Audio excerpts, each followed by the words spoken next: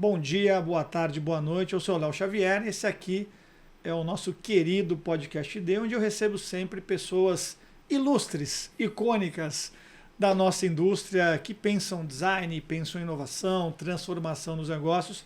E hoje o programa tá chique, viu? Vou falar para vocês. A gente recebe o Érico, que vai se apresentar. Pô, figura incrível, com muitas histórias, uma carreira maravilhosa, admirável para dividir com a gente. Muito prazer, que bom que você está aqui com a gente. Conta aí para nossa turma quem é você. Obrigado, Léo, pelo convite. Eu sou Érico Fileno, eu sou um paulista do interior, aqui da cidade de São José dos Campos, e que morei bastante em Curitiba, tive uma passagem recente agora por Santiago, no Chile, e retornei aqui para São Paulo. Então, meio paulista, meio paranaense. Né? Chileno. Meio chileno. Vou fazer 49 anos, né? Já estou me adiantando aqui agora em março. Eu faço 49 anos, tenho 2 filhos. E, assim, amante do design, vivo design. Eu brinco com a minha terapeuta. Um dia ela falou assim, Érico, se você não fosse design, você seria o quê? Eu falei, olha, eu já fiz algumas vezes esse exercício. Aí você fez um sprint com ela, design thinking, para decidir isso e tá tudo Até resolvido. quando eu fui ser professor de design. Maravilhoso. Por falar em professor, a gente vai começar o programa contando, do seu livro. Acabou de sair fresquinho, recebi, obrigado pela dedicatória. Transformação dos negócios através do design. O valor do design no cenário brasileiro. Conta pra gente da jornada, porque filho, você falou que já tem, agora um livro. Falta plantar árvore, já deve ter plantado. Já plantou também? Já então plantei. Zerou. Então já. Tá zerado. Mas, pô, fazer um livro é uma coisa nobre, é verdade, mas dá um trabalho, é uma coisa de dedicação, empenho. Conta a história desse livro pra gente. Boa. Esse livro ele foi lançado agora em setembro do ano passado, de 25, mas ele parte de um desejo pessoal lá atrás, né, de sempre estar lendo, eu adoro ler livros, estou sempre lendo livros e sempre assim com desejo de escrever um livro, né? E aí a pandemia, né, ela acabou ocasionando isso, né, de você ficar mais recluso dentro de si, dentro de casa, né, essa coisa terrível acontecendo do lado de fora. E aí eu comecei a se conectar, acabei me conectando com amigos, a gente marcava encontros, Fabrício, Luiz, Clarissa, Ellen, Iaco, e aí cada um conversava com o outro, até um dia que eu não lembro quem falou assim, vamos montar um grupo, vamos se reunir, e a gente começou a se reunir toda segunda-feira à noite, 8 horas da noite, a gente se conectava, nós 6, para bater papo, né? Falava sobre design, falava sobre a vida, e aí a Ellen, na época, né, ela estava terminando o MBA dela da Berlim, ela tinha que fazer um trabalho e ela começou a provocar a gente no sentido de vamos estruturar essas conversas, né? E aí ela começou estruturando, lançando os temas, a gente começou e aí foi natural a gente falar, vamos escrever um livro juntos, 6 pessoas, né? E aí, assim, pandemia rolando, cada um em casa, passaram-se 2, quase 3 anos. E não saía. Não saía, a gente chegou a escrever muita coisa. Imagina. E aí, um pulando fora, pulando o outro, tal. Agora não dá. Não dá, tal. E aí, eu brinco que o Fabrício foi o último a pular do barco. Aí eu mandei mensagem para todo mundo, assim, eu falei, galera, eu vou seguir adiante. Eu vou pegar esse material. Eu vou pegar esse material, vou reler e agora eu vou dar um olhar meu, né? E aí foi esse trabalho que foi feito nos últimos 2 anos, de pegar esse material, condensar um pouco, reduzir, porque tinha muita coisa, eram 6 visões. Sim. Né? E aí eu trouxe, né, a estrutura do livro, ele segue mais ou menos a estrutura inicial dessas discussões, mas aí eu dei um tom pessoal, então ele tem a primeira parte que ele conta um pouco da minha trajetória, sempre conectando com o design. Tem alguns casos de pessoas que eu também acabei convidando, com quem na minha vida profissional, né, tem aqui a participação do Fabrício, né, escrevendo o pós-fácil. O André Coutinho eu convidei para fazer o prefácio. Aí eu entrevistei a Gisele Raulic, né, que a gente trabalhou junto na época do Centro de Design, que eu conto aqui também um pouquinho sobre esse pioneirismo do Centro de Design Paraná, de trazer a prática do design estratégico ainda antes de ser chamado Design Thinking. Antes do todo o boom de Design Thinking, lá no Paraná, em Curitiba, a gente já aplicava o processo, que a IDEO trouxe para a gente, na época se chamava Deep Dive. Né, ele treinou o time e a gente aplicava esse processo que 5 anos depois seria chamado Design Thinking. Né, a gente já aplicava isso em empresas no Paraná, então tem aqui a participação da Gisele, o Mabuse, com quem eu trabalhei também na minha trajetória dentro do CESA, que também é um ponto super importante de conectar design com tecnologia. E tem a participação do Melo aqui também, que fez parte desse primeiro núcleo de design dentro do Itaú. Né? Porra, que demais isso, muito bacana. Então vou ler, já tenho leituras para o Carnaval. O programa vai provavelmente ao ar depois do Carnaval, obviamente.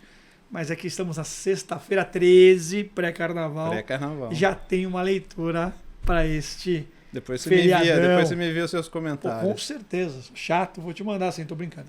Mas vamos voltar aqui um pouquinho, vamos pro final e depois a gente volta pro começo.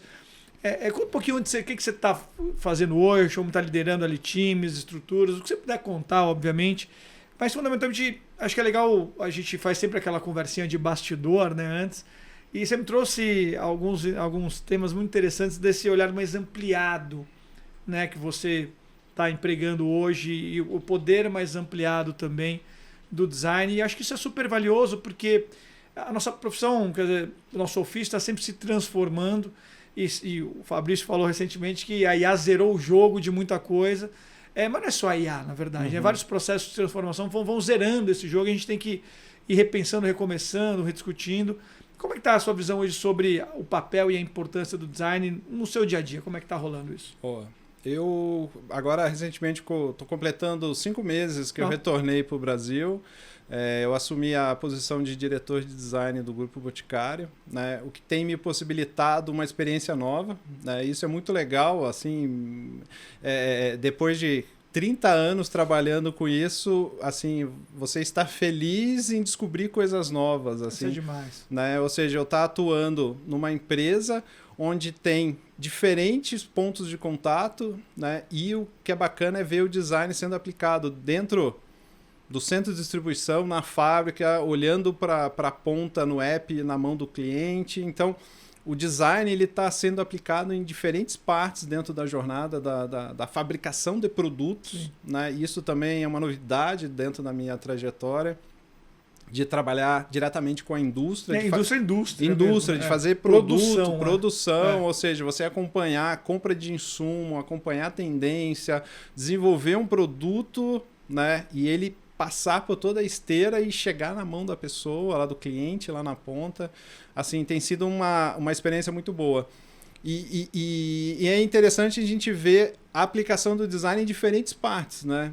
Você comentou, né? Inteligência artificial é uma realidade dentro do nosso dia a dia, mas é importante aqui a gente entender assim, o que seria como escalas de dosagem, né, entre o que a gente aplica tanto de tecnologia, onde que tem que ter uma dosagem humana, né? Esse equilíbrio aqui a gente vai construindo exatamente durante essa jornada do desenvolvimento dos produtos e olhando muito pela experiência.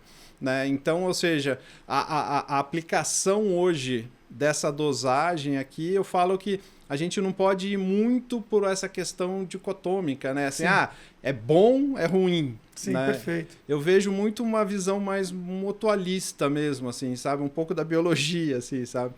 São dois corpos que um dependem do outro para essa construção de um terceiro que ainda está por vir, né? E essa construção, ela precisa ser muito, muito equilibrada, né? Então, assim, eu vejo isso, eu pratico isso e eu tento, né, no dia a dia, com o meu time, a gente olhar para as tecnologias, né, como um parceiro. Né? É um parceiro do nosso dia a dia. E o seu time de design, ele é formado só por pessoas de design? Como é que é a morfologia ali do seu time? Também você herdou um time, na verdade, você está lá há 5 meses, né? Exato. Como está sendo esse entendimento dessas várias pessoas e Como você está vendo a construção de times de design? Porque, de novo, a gente teve ali um movimento de inchaços de estruturas de design, pelo menos lado positivo, quer dizer, quando a gente começa a Mori há 6 anos, poucas empresas tinham suas gerências, diretorias, imagina, vice-presidência de design quase nenhuma. E agora a gente vê essas estruturas colocadas ali. Por outro lado, a gente teve ali aquele 21, 22, 23, aquele inchaço, Inverno Tech aquela murchada, e agora de maneira mais estruturada, mais acional, isso acontecendo. Então você tem um time que você herdou, que tem uma estrutura bacana ali. Como é que você está construindo aí essa cultura de design e para onde vão esses braços aí? O primeiro ponto assim que foi super importante, assim, parece uma mudança simples, foi exatamente na mudança do nome da diretoria. Né? A primeira mudança. Muito importante. Porque antes se chamava diretoria de UX, de User Experience. Olha só. Né? E eu falei assim, não, aqui a gente vai trabalhar com design. E esse movimento cada vez mais de puxar para frente as tecnologias a gente retorna. Repuxa. A gente retorna e vai para o básico, para o design, entender o processo. Então, essa mudança de se chamar diretoria de design é um sinal, né, que eu quis dar de, olha, a gente precisa olhar para o processo, entender a base do design para essa construção para o futuro. Né? Então, esse movimento, e isso está sendo aplicado junto ao time, né? No sentido de entender o que é design. Né? A gente sabe que com esse boom que aconteceu nos últimos anos, né, entraram muitas pessoas que vêm de diferentes formações, sim, que é super válido você trazer essas diferentes outras histórias, outras Exato, visões. Né? Mas precisa agora construir exatamente esse conhecimento, essa prática em design. É uma visão, né? Uma prática, no final das contas. Exato. O seu time é remoto, é presencial, como é que funciona? Exato, a gente está trabalhando 100% remoto. Né? O que está cada vez mais raro hoje em dia, vamos lembrar. Né? Mas a gente tem feito muitas e muitas dinâmicas, né, no sentido de integrações. Né? Então, agora, né, a gente está no ramp-up assim, de uma série de workshops onde a gente, facilitando o processo, a gente consegue aplicar o processo de design junto com os times de tech e de negócio, né, para eles começarem a vivenciarem, né, que design é diferente, né, vou colocar aqui entre aspas aqui, do que foi construído de UX nos últimos anos. Sem dúvida. Né? Porque, na realidade, o entendimento desse público que trabalha conosco entendeu o X como faz tela. Né? Desenhador de tela. É quase um sinônimo, por muito tempo, vencendo de um designer de... Porque no final do dia, tem lá os produtos digitais, tem seu site, tem seu app, tem seu bot, e chama o designer lá para desenhar isso aqui pra gente. Designer desenha, desenvolvedor desenvolve, né? Então tem esse estreitamento de entendimento. Então tem um tema com os stakeholders também, quer dizer, uma recolocação, um reposicionamento e uma nova lógica do que é essa sua área. E lá é uma empresa super bacana, super dinâmica, tá rodando essa história de, pessoal, agora é design, não é só UX. O UX está contido, mas a visão é um pouco maior. Quando você me disse que você está olhando toda a esteira de pensamento, construção, desenvolvimento de produto, claramente você já não está mais desenhando só tela. Exato. E o time está gostando disso? O time está reagindo bem a isso? Como é que funciona? Está reagindo internamente. Existe sempre o trabalho que eu falo de é uma mudança comportamental, né, que a gente precisa ocupar esses espaços. Né? Eu vejo muito que é uma oportunidade boa, né? Principalmente agora com inteligência artificial, a gente expandir a nossa atuação. Né? Ou seja, se esse público mais recente entende design como fazedor de telas, né? O fazedor de telas vai se chamar inteligência artificial. Vai. Então, a gente precisa expandir e ocupar outros espaços. Né? Então, para o time, é um trabalho constante de fazer essa mudança comportamental e aplicar essa nova prática, e principalmente para os times stakeholders é apresentar o resultado, né? Para o time de negócio, aquilo que eu estou desenvolvendo, o que isso está impactando nos ponteiros de negócio, e para o time de tecnologia, né? Trabalhando junto ali com os desenvolvedores e toda a cadeia, né? Toda a rede de desenvolvimento, é mostrar que nós fazemos parte também aqui. Exato. E a gente troca, né? A gente não faz só tela, a gente consegue sentar e discutir o desenvolvimento de um produto. Pensar o produto, exatamente, sem dúvida nenhuma, porque foi, de certa forma, negligenciada essa importância de mensuração, não é? De correlação entre o que a gente está fazendo ali na estrutura de design com o negócio, com o produto, com o cliente, obviamente, e tudo mais. E esse amadurecimento se faz urgente no final das contas, né? Falando com diversos ou clientes ou agentes aí do mercado, eu percebo esse descompasso ainda de, poxa, tem um componente artístico, é verdade, tem um método também, às vezes até enrijecendo um pouco a lógica de trabalho, mas ainda um olhar não tão estruturado ou maduro para essa coisa da medição, da métrica mesmo. Exato, né? Porque essa urgência ela foi necessária naquele momento. Exato. Quando deu aquele boom, né, a gente teve que dar uma resposta, né? Ou seja, quem é que vai fazer as telas? Né? Exato. Teve que ter um profissional para fazer as telas. Quem desenha? O designer. E a gente foi ocupando e assim, você acompanhou, né? Aquele boom que não tinha profissional, né? Não tinha. A gente já escutava, principalmente das equipes de desenvolvimento, que já se falava há anos, que não tem desenvolvedor. Aí quando vem o boom, né? Acabou. Aí também design. Também vai no mesmo bolo. Aí vai no mesmo bolo, né? Exato. E aí começou a chegar, né? A gente começou. E aí eu tenho uma crítica, claro, né? A qualidade, muitos que vieram, não era uma qualidade boa. Deu a resposta necessária para aquele momento, mas agora exatamente esse é a etapa, né? E é uma etapa agora para se reeducar, né, dentro do universo de desenvolvimento de produto digital, buscando estudar mesmo o que é design, o que é esse pensamento do design, né? Por que design é diferente? Por que o design, quando olha para um problema, ele pensa diferente de por exemplo, um pensamento mais racional, né? Hipotético, aí você vem e aplica o pensamento do design, ele é diferente. Curioso, questionador. Né? Agora, isso está muito na mão mesmo das lideranças, né, desses times, porque, veja, se a gente tem uma profissão que teve um boom e que, de repente, é das poucas indústrias onde com 5 anos de carreira você virou um sênior, obviamente que tem essa crítica, quer dizer, não é verdade que é bem um sênior. E aí o papel das lideranças é chave, porque é sobre, pessoal, vamos lá, o negócio está indo para lá, nossa estrutura está indo para esse lugar, a gente tem que entender de indicadores de negócio, tem que entender de visão de produto, tem que entender de métricas, que não é chato, mas tem que entender de métricas. Então tem uma série de outras capacidades e conhecimentos importantes para o profissional nas nossas áreas, não é? E como você está construindo essa ponte aí para essa reconstrução ou reinvenção dos profissionais? Assim, é uma composição. Desculpa, escrevendo um livro, leia um livro, obviamente tem coisa aqui, mas para além disso. Mas é uma composição, né? Tem o esforço de hard skill mesmo. Tem que ter. Tem que ter, né? Não tem como, né? Tem muita coisa que precisa. O profissional de design precisa aprender. Né? Então, quando a gente fala aprender sobre tem que estudar.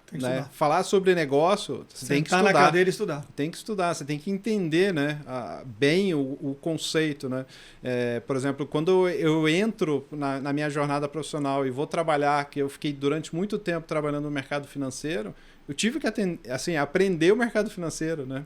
Assim, quando eu fui trabalhar na Visa, numa bandeira, eu tive que entender o modelo de 4 pontas, como que funciona aquilo ali, né? Para entender o produto que eu estou desenvolvendo, como que ele vai se conectar dentro daquele ecossistema e, principalmente, entender como a empresa ganha dinheiro. Exatamente. Eu faço sempre esse... É tão óbvio, né? Assim, mas esses entendimentos fundamentais de como é que o banco ganha dinheiro, né? Como é que a empresa de bens de consumo ganha dinheiro, como é que uma indústria ganha dinheiro. Parece tão óbvio, mas é um conhecimento que não está dado também, de certa maneira. E aí você tem que entender os diferentes canais, né? Então, por exemplo, hoje eu estou numa indústria que tem diferentes canais, né? Que tem um canal da revendedora, que tem um canal ponto físico da loja, e mesmo assim a loja tem 2 modelos, loja própria e loja franqueada. Exato. Tem no e-commerce, o e-commerce tem o que é monomarca e tem o multimarca, que é um marketplace, e entender os diferentes canais e como cada canal muda os ponteiros e compõe exatamente assim, o lucro que vai mover a empresa para frente, né? Porra, que delícia ser designer de uma estrutura como essa, essa multiplicidade. Isso é muito bacana. Me conta um pouquinho da sua, como você chegou aqui, poxa, diretor de design do Grupo Boticário, poxa, uma cadeira gostosa de sentar e tá na sua cara que você tá feliz de estar ali. Mas você não caiu aqui, né? Você chegou aqui. Então, conta aí pra gente um pouquinho dessa sua história profissional, essa trajetória. Tá. A gente falou bastante aqui nos bastidores da mais recente experiência, mas eu queria ver um pouquinho mais e dividir isso também com a audiência, essa construção aí de carreira. Boa. Em 2025 eu considero que eu completei 30 anos. Por que eu considero? Né? Em 95 foi a primeira vez que eu recebi um salário, um salário com algo que eu fiz, assim, né? Então, assim, tinha 18 anos, né? Tinha acabado de fazer um colégio técnico em informática, né? E aí eu era desenvolvedor, né? A escola formava numa visão do que hoje, assim, o curso chamava Informática Industrial, mas era um pré-engenharia de computação / eletrônica, porque a gente mexia com hardware e software. Isso é legal demais. A gente fazia as duas pontas. E durante o colégio eu gostei muito de programar em assembly. Eu programava muito em código de máquina. Assim, eu adorava programar em código de máquina, programava EPROM, era bem assim o que eu gostava. E aí, no final do curso, né, tem as linguagens para desenvolver, né? Eu fui Pascal do C fui para o Java, né? Jovens, saiam da sala agora e vão entender o que é essa história toda aqui, que é muito boa. Vamos lá. E aí, o que aconteceu foi que aí eu gostei também de trabalhar, né? E fui trabalhar, assim, desenvolver orientado a objeto, né? Aí fui para C++ trabalhar, né?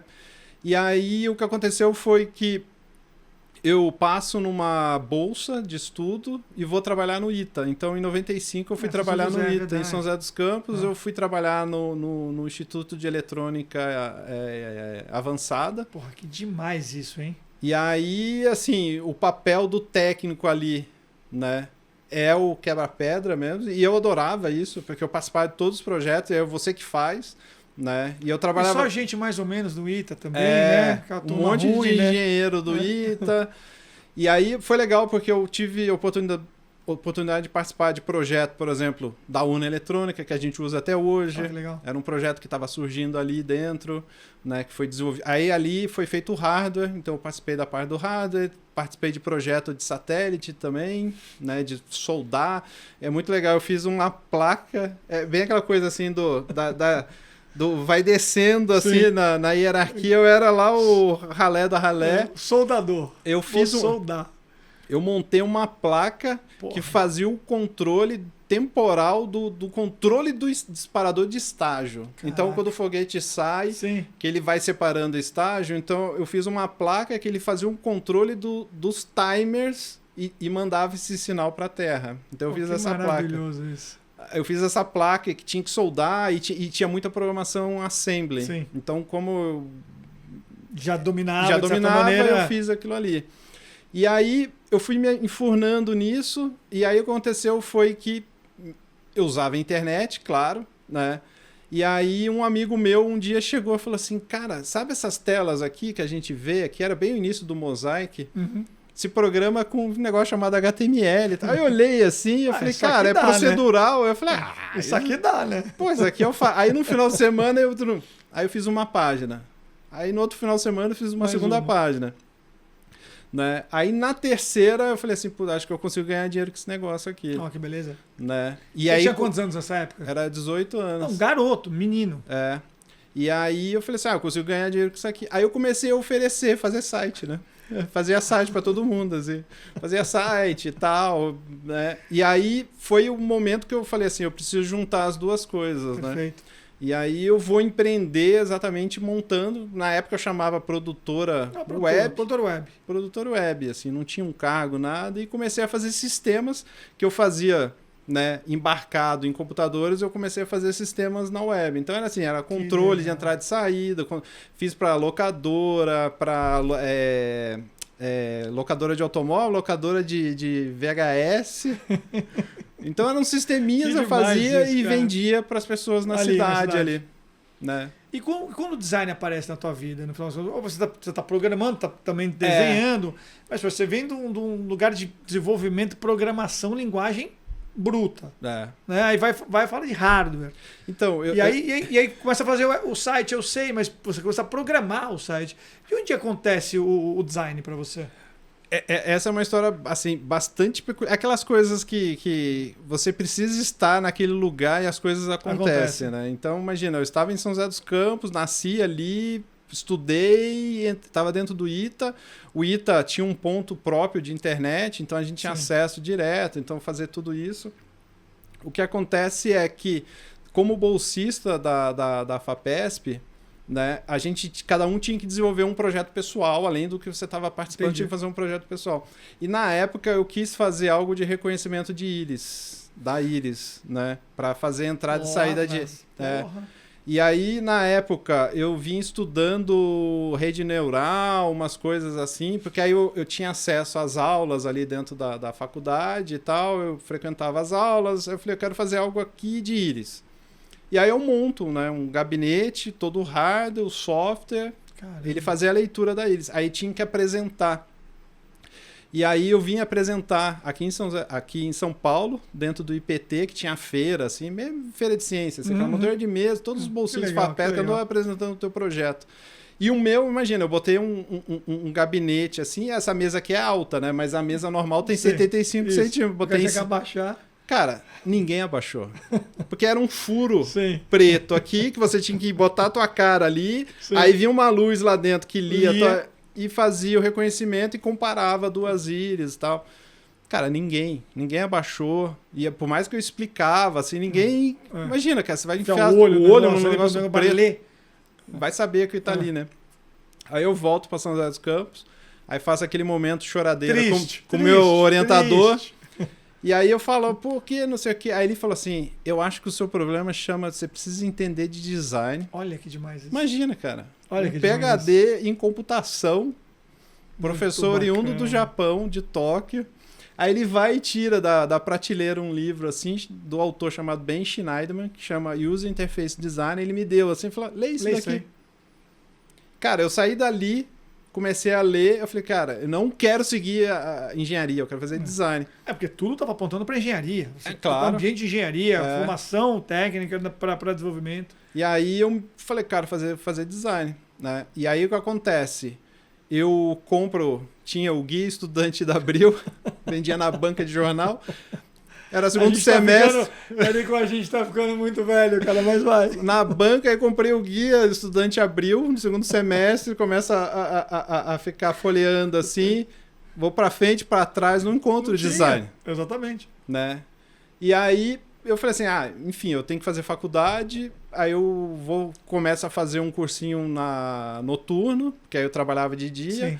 Aí cheguei lá pro coordenador, falei, olha, eu quero fazer design, mas não tem aqui. No livro. Aí ele, calma aí. Aí ele, eu vou ver. Aí no dia seguinte ele volta, Érico, design aqui no Brasil chama desenho industrial.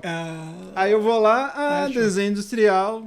Aí eu leio aquilo e falo, cara, será? Não tem nada a ver. Com a explicação... Você ficou na dúvida. Sim, porque o que eu li no livro não era o que estava aqui. Exato. Então, o que acontece? E aí, o cursinho oferecia umas possibilidades de vir aqui para São Paulo, né, que era de um cursinho de rede desses famosos. Eu vim para cá, aí eu lembro que eu fui numa feira na USP, e aí eu conversando com o pessoal de lá, eles me falaram que dentro de ciência da computação tinha interação humano-computador. Bom, aí eu falei assim, chegando. Será que eu faço ciência da computação ou eu faço esse tal desenho industrial? Cara, e aquelas coisas da vida, assim, porque uma das faculdades que estava listado na ponta ali era a Federal do Paraná, em Curitiba. Olha, e nos anos 90, tinha aquela coisa que Curitiba, a cidade modelo. Todos os testes de mercado sempre ali. Tal. E aí eu li a história do cara que tinha criado tudo isso, chamado Jamie Lerner. Eu falei assim, um arquiteto. Aí eu falei assim, acho que, vou arriscar, né? Porque eu falei assim, mais natural seria fazer ciência de computação. Cara, prestei Vou o aqui. concurso e fui, assim. Caí em Curitiba, fiz 5 anos de faculdade de design lá.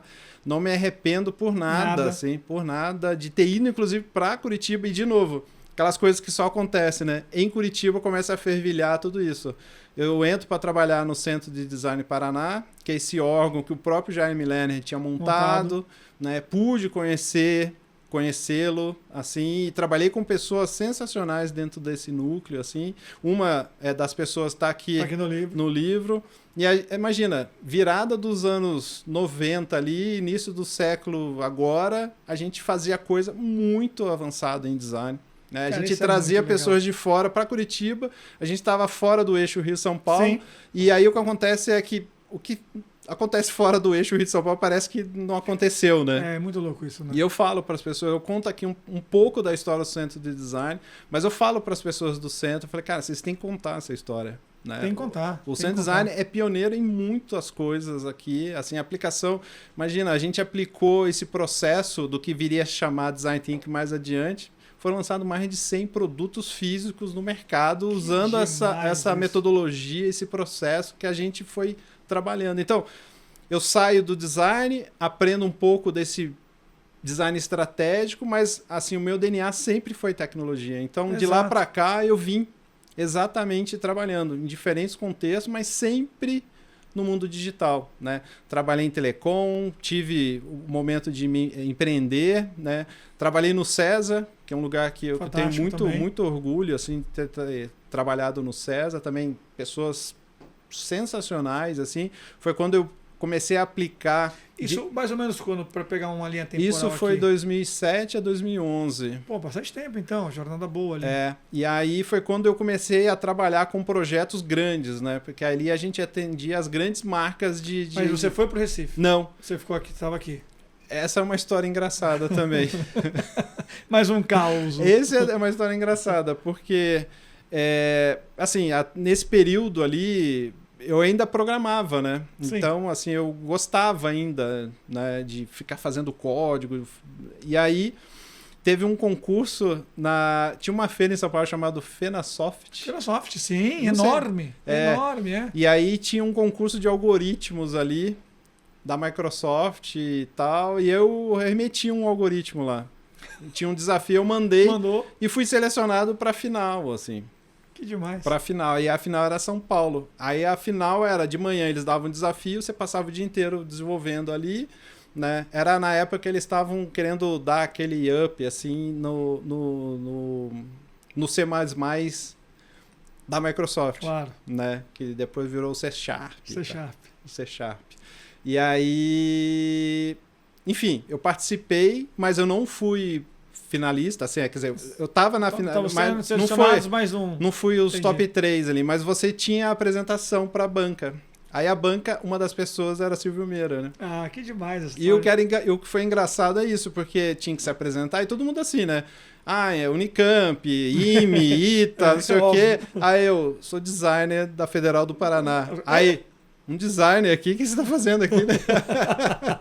E aí o Silvio Meira falou assim, cara, vem trabalhar com a gente, que lá a gente design e trabalha junto com tecnologia, e já era a Mabuse que liderava esse time, que né? Maravilhoso né? isso, cara. E aí eu falei assim, putz, mas tem que ir para Recife, eu não quero sair de Curitiba, não. Pô, tô aqui, acabei de vir para cá. E aí o que acontece foi que anos depois ele me manda a mensagem, eu falo, a gente tá abrindo uma filial em Curitiba. Aí eu falo, agora eu trabalho. Agora eu quero. E aí eu entrei quando abriu o César Sul, lá em Curitiba. César Sul, verdade. E aí a gente atendia as empresas de São Paulo para baixo. Então, assim, pegava desde Samsung e Motorola aqui em São Paulo. Ficando clientaços, né? Positivo Informática e Electrolux Curitiba, o Whirlpool ali em Joinville e HP e Dell lá em Porto Alegre. Né? Então, a gente fazia projeto para essas empresas aqui. E, assim, foi um outro salto profissional, né? Porque foi quando eu comecei a fazer projeto, inclusive, além de ser essas empresas globais... Foi quando eu comecei a viagem para o exterior, projeto no exterior, né?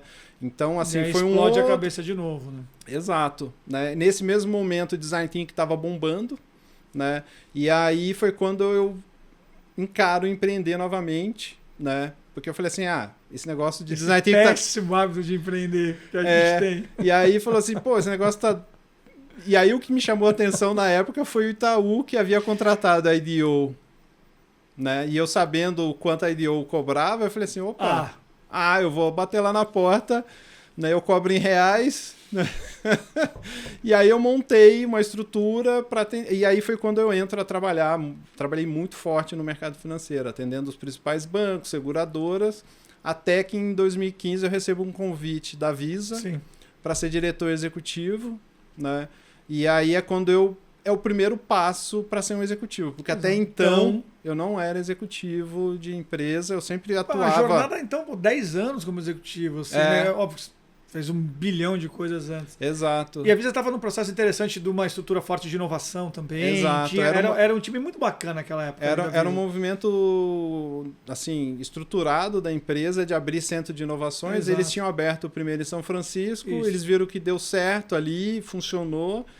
E aí eles começaram a abrir centros, né? Então abriu aqui, São Paulo, Miami, Londres, Singapura e Dubai.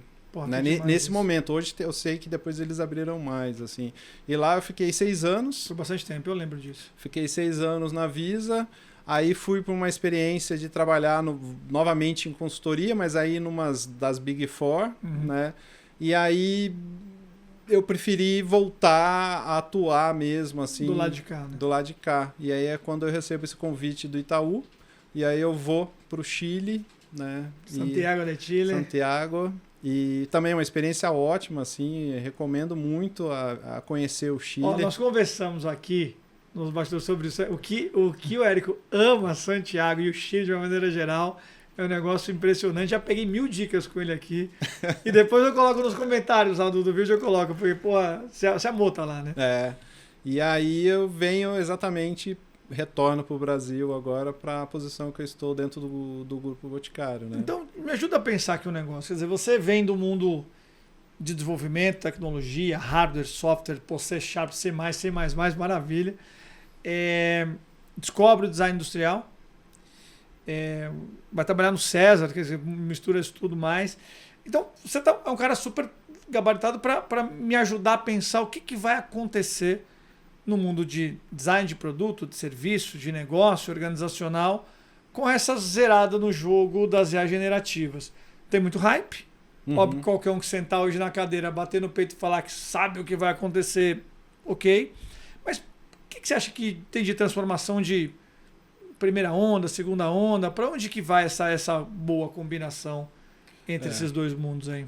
O que eu vejo, assim, nesse primeiro momento, vai ter uma resposta meio, como que eu posso dizer, um pouco agressiva, no sentido de negar um pouco. Bastante. Isso vai ter, eu já percebo alguns profissionais... Uma reatividade, né? Exato, do tipo, o quê? Uma inteligência artificial vai fazer uma tela? Não, daqui que eu faço... Nunca vai ter a criatividade que eu tenho, não é isso? Nunca vai ter a crítica humana. Isso está bem colocado em vários times, hein? Exato. Eu sei que vai ter esse momento, a gente já está vivendo isso, mas eu vejo que a gente, como eu comentei, né? Vai ser difícil competir. Porque, assim, o que eu quero colocar é que eu vejo muito pelo próprio movimento, por exemplo, de edição de imagens, né? Então, por exemplo, anos atrás, né, para você fazer uma edição de imagem, você tinha que ir lá no filme, cortar, fazer. Aí vem o computador, software e você edita. Mas mesmo assim, eu peguei exatamente... Porque assim, quando eu começo a estudar design nos anos 90, o computador está entrando no mundo do design. É verdade. E tinha... Também a mesma reatividade. Eu tinha muitos profissionais de design que falavam assim, não, eu faço aqui. Eu desenho. Por exemplo, eu aprendi fotografia na faculdade, um método tradicional, filme, revelação química, a gente fazia isso. Né? Não tinha fotografia digital sendo aplicada. Né? Mas é que eu olho hoje e falo assim, cara, eu não quero voltar para cá. Né? Se eu quero voltar, é uma coisa mais artística, pessoal, assim, tirar uma fotografia, fazer... E eu vejo que o computador acelerou muito. Então, por exemplo, edição de imagem que a gente fazia no After Effects, que demorava horas e horas trabalhando, várias layers, camadas, né? Cara, agora você dá ali o tom criativo ali, ó, faz assim, faz assado, você seta toda a sua expectativa, mas aí o que é interessante é que precisa do conhecimento técnico. Porque você vai dizer a abertura, a luz, Exato. quanto que você quer. Assim, se o cara não estudou isso, ele não vai poder. Ele não consegue passar esse comando pro computador fazer, né? Faz um borrão, alguma coisa vai sair do outro lado, mas não. Não com esse refinamento, precisão. De dizer assim, eu quero assim do outono pixelado, assim, com a abertura tal, a luz, a luminosidade, simulando o diafragma XYZ. Que demais. Aí você obtém aquilo ali. Vai ser mais rápido do que você ir pro computador fazer. Exatamente. Isso, assim, é fato. Então, por isso que vai ter primeiro essa reação, mas eu vejo que a gente tem que se preparar para, como eu falei, a gente começa a expandir a nossa atuação, né?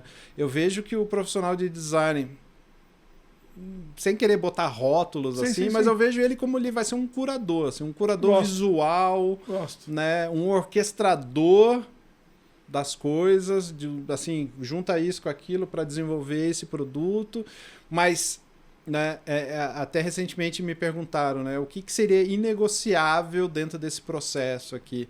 O que eu vejo é que dentro do processo de design, olhando assim as 3 grandes fases, né, o momento da imersão, né, de pesquisar, conhecer, ter o momento da ideação e ter o momento aqui do desenvolvimento, eu vejo que o desenvolvimento está dado. A gente vai ter... Aqui, o de ideação, a tecnologia vai ser um parceiro nessas discussões. Na profundidade, aceleração, assertividade. Agora, nessa imersão aqui, a tecnologia entra como um ferramental. Porque eu vejo que a leitura de sinais, a leitura corporal, cenário, cultura... Né? Ou seja, essa lente de ler cultura, a gente precisa muito. E eu não falo nem que é design, é das ciências sociais mesmo. Assim. E o design precisa estar colado com pessoas de ciências sociais, porque esse profissional vai ser muito importante daqui para frente, né? Que é entender os movimentos que a sociedade está indo, entender essas culturas que ainda vão ser culturais, que vão ser formadas, né? Então, ou seja, a gente faz a curadoria, a orquestração desse desenvolvimento aqui, cuida bem, né, dessa ideação, e aqui a gente vai entender exatamente quais são as dores, os problemas das pessoas, para a gente endereçar isso. Eu gosto muito desse pensamento, viu? Gosto muito.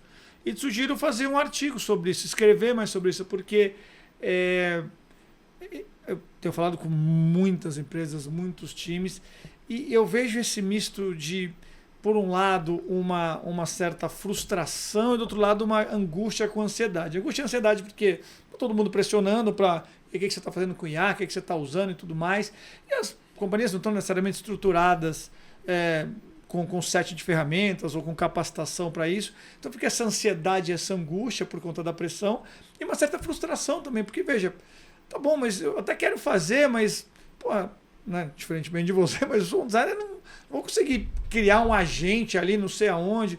Então fica meio frustrante, porque tem lá a estrutura de dados, a estrutura de produto, de negócio, tecnologia, eventualmente até avançando, mas não necessariamente para as novas práticas e processos nossos. Então eu percebo ainda esse sentimento bastante complexo, dúbio, crítico, às vezes cínico em relação à adoção ou não das IAs, e a gente também depositando tudo na criatividade, no senso crítico humano e tal.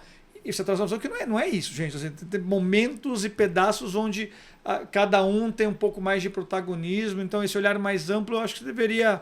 Já estou te dando job aqui, já... Acho que escrever sobre isso seria muito bacana e compartilhar essa visão, porque ainda está muito dicotômica mesmo, assim, está muito a máquina e eu, e querendo construir esse auto-engano também, de certa maneira, essa autodefesa de que não. Mas porque a gente tem que continuar assim, a trabalhar esse pensamento crítico, né? Porque eu vejo que é um pouco natural, assim, eu vejo no sentido de quando tem descobertas, né? É sempre essa sensação, né? Tipo, pô, que legal, aí você mergulha. E tem aquela pessoa, não vou pular nesse negócio aí, o que é esse negócio? Né? Então, ou seja, tem que ter esse pensamento crítico e entender, né, as novas tecnologias que estão sendo criadas, né, como que isso vai impactar, né, a minha vida, o meu entorno, o que eu faço, e como que eu posso, né, exatamente capturar isso e construir em cima, né? Ou seja, o profissional de design não pode ser só um usuário de tecnologia, não. A gente tem que ser construtor das novas tecnologias também. Essa frase é bem boa, hein? Essa frase é bem boa. Vou colocar lá na capa do nosso episódio. Essa é uma frase muito boa. Você sabe que quando o papo é bom, a gente nem percebe, né? Porque a gente combina fazer meia horinha, porque assim, a gente já estourou, ó, faz tempo, porque tá muito bom.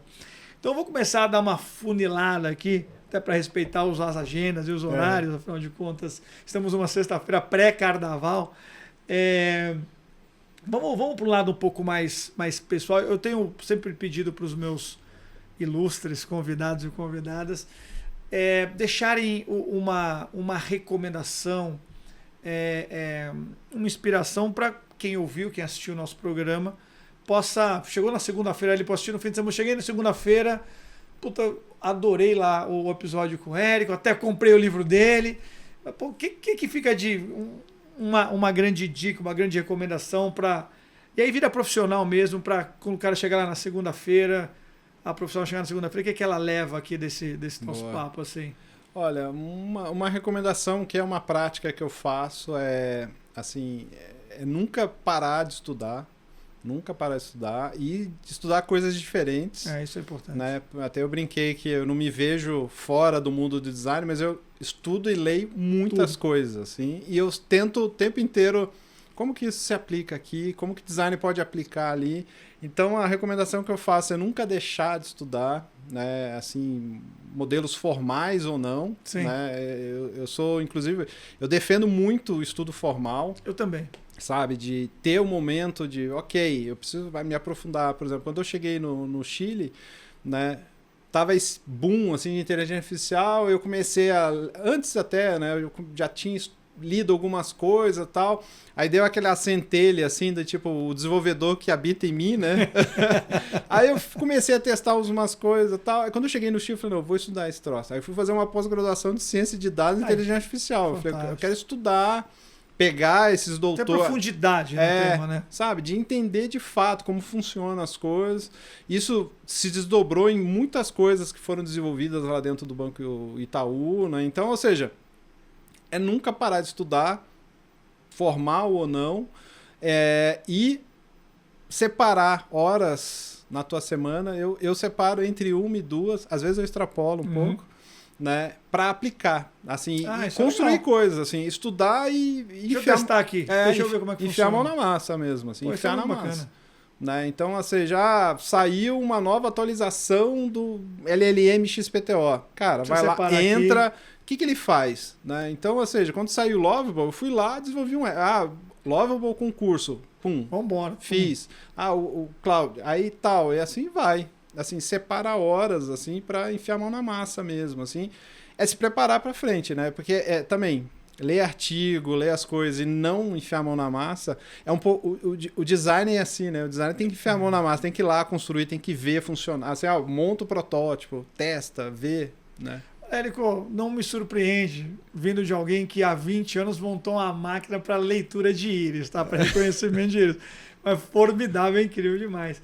E para fechar, aí sim, uma outra dica. Aí dica.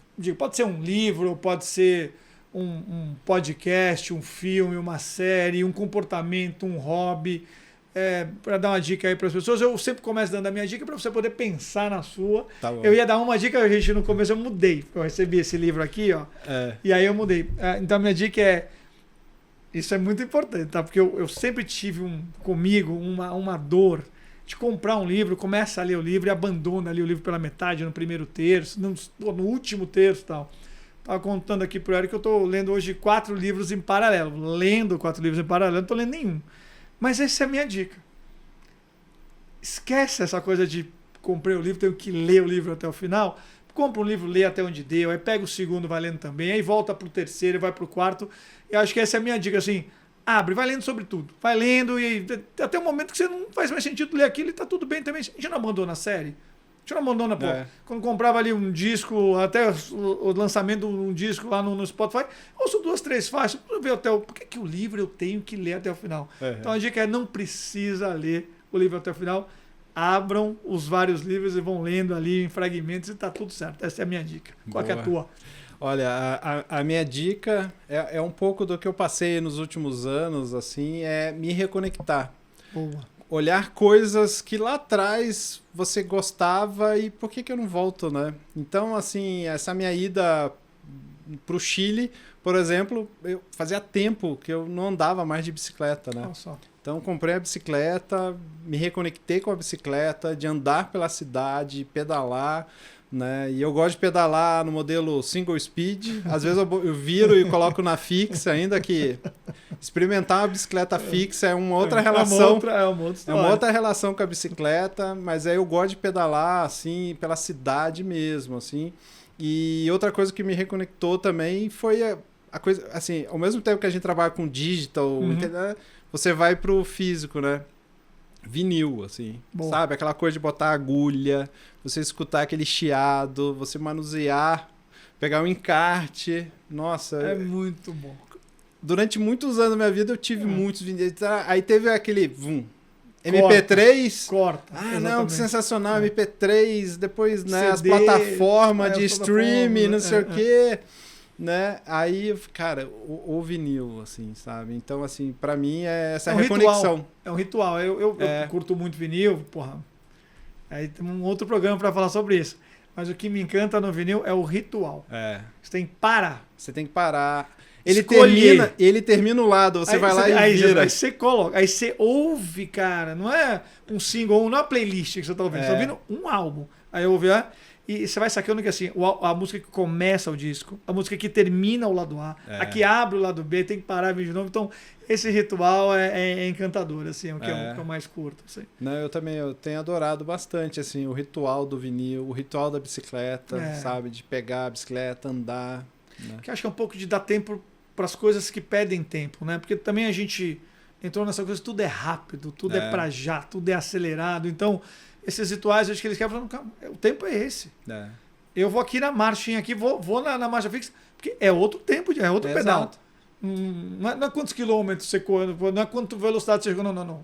Qual o rolê que eu dei? É outra história, né? É outra dimensão. Exato, assim. Exatamente. Qual é a rua que eu entrei, né? O que eu vi nesse bairro, né? Assim, as sensações que eu tive ao passar por essa rua, né? Não importa, não é pela velocidade. Não é pela distância. Não. Né? Isso é muito bacana. Olha só, falei que ia ser bom papo, foi, né? Então, Érico, cara, super obrigado. Obrigado pelo livro. Obrigado pelo tempo. Vou amar. Não sei se eu vou ler até o final, já estou avisando aqui. Mas vou começar a ler. E, espero que vocês tenham curtido. Tenho certeza que vocês curtiram. Daqui a pouco a gente também vai fazer outros papos, outras conversas. Então, super obrigado. Bem-vindo mais uma vez. E, foi demais. Valeu. Valeu. Obrigado, Léo, pelo convite. Obrigadão. Boa. Boa.